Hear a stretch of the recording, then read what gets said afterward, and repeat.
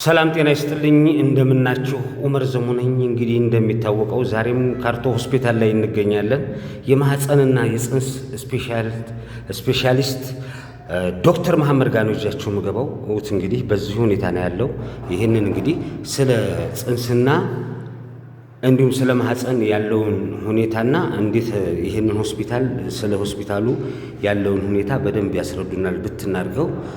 ዶክተር መሐመድ ጤና ይስጥልኝ እንደምናችሁ ሰላም ነው ወይ? እንኳን ደህና መጣችሁ። አማን ነው።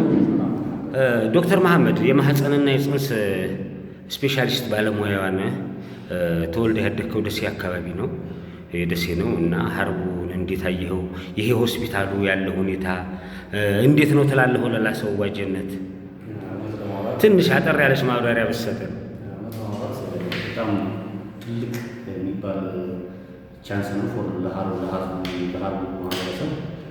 ምክንያቱም እስካሁን ሀርቡ ላይ የመንግስት ሆነ የግል ሆስፒታል አልነበረም። ይሄ የመጀመሪያ ሆስፒታል ነው በሀርቡ እና እንደመሆኑ መጠን ብዙ ስፔሻሊስቶች አሉ እዚህ፣ እኔን ጨምሮ የማህፀንና ጽንስ ስፔሻሊስት ነኝ እና ማንኛውም እርግዝና ክትትል የሚፈልግ ማንኛውም የመካንነት ምርመራ እና የማህፀን እጢ ያለበት የደም መፍሰስ ችግር አለብን የሚያስብ እና የተለያየ ስለ እኛ ማማከር የሚፈልግ ስለ ወሊድ መከላከያም ሆነ ስለ ካውንስሊንግ የሚፈልግ ሰው ካለ በማንኛውም ሰዓት እኛ ጋር መምጣት ይችላል። እናት ደም ፈሳድ ከሆነ በማንኛውም ሰዓት 24 ሰዓት ሙሉ አገልግሎት እንሰጣለን። ሌሎችም ጓደኞቻችን አሉ። የጠቅላላ ሰርጀሪ ስፔሻሊስት አለን፣ ውስጥ ደግሞ ስፔሻሊስት አለን እና በጣም ከፍተኛ ህዝቡን ከውጭ የማዳን ማንኛውም ጉዳይ ነው። ምክንያቱም ከትራንስፖርት አንጻር እስከ ደሴ ድረስ ኮምቦልቻ ድረስ ነው የሚታቀሙ፣ ግን አሁን እዙ በመሆኑ ትልቅ ቻንስ ነው አስባለሁ።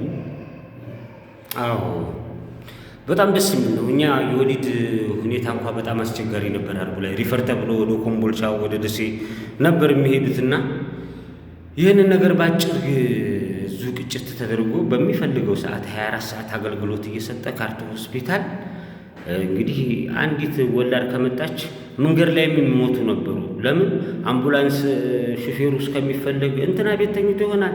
ያው ከሌላ ቦታም ስለሆነ ተቀጥረው የሚመጡት እንትና ቤት ተኝቶ ነው፣ ያንን ጥሩት እየተባለ ነዳጅ እስከሚሞላ ምን እስከሚል ልክ ፎንተኒና ላይ ሲደርሱ መንገድ ላይ ኮሮህ አለፈ ህይወት ወጣ ይላሉና ደሴ ላይ የሚደረገውን ኮምቦልቻ ላይ የሚደረገውን ማንኛውንም ሕክምና እዚሁ ማግኘት ይቻላል ማለት ነው ዶክተር።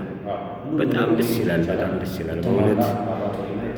ማሽኖችም አሉ። አልትራሳውንድ የተሟላ ነው። ኦፕሬሽን ሩማችን የተሟላ ነው። የኦፕሬሽን ማዋለጃ አገልግሎት እንሰጣለን። የማህፀን እጢ ካለ አይተን ምርመራ በአልትራሳውንድ አይተን ካለ እሱን የማውጣት ስራ እንሰራለን። ማንኛውም ደሴ የሚሰራው ስራ በጣም ትንሽ ነገር ካልሆነ በቀር ማንኛውም እኛ ጋር እነሱ ጋር የሚሰራ እኛ ጋር ይኖራል እና ህብረተሰቡ ማያውቁትን እያሰማችሁ አገልግሎት እንዲያገኙ የሚል በጣም ደስ ይላል ዶክተር። እናመሰግናለን። አብሽር፣ በዙ ቀጥልበት። አብሽሩ። እሺ ዶክተርዬ፣ በጣም ደስ ብሎታል። የሀርቡና የአካባቢዋ ኬሚሴ፣ አሁን የኬሚሴም ሰው የእኛ ብቻ ሳይሆን ኬሚሴ፣ አጣዬ፣ ወደዛ ያሉ በቃ ሆስፒታል ደሴ ሆስፒታል ብለው አይሄዱም ካሁን በኋላ። ለምን እዚሁ እኛ ጋር ከሰንበቴ ጀምሮ ያሉት እዚሁ ድረስ መጥተው በቃ ሆስፒታል ነው የተቋቋመው እዚህና በጣም ብዙ ሀገር ነው ያሳረፋችሁት። እንወዳችኋለን፣ እናከብራችኋለን ዶክተርዬ፣ እናመሰግናለን። እሺ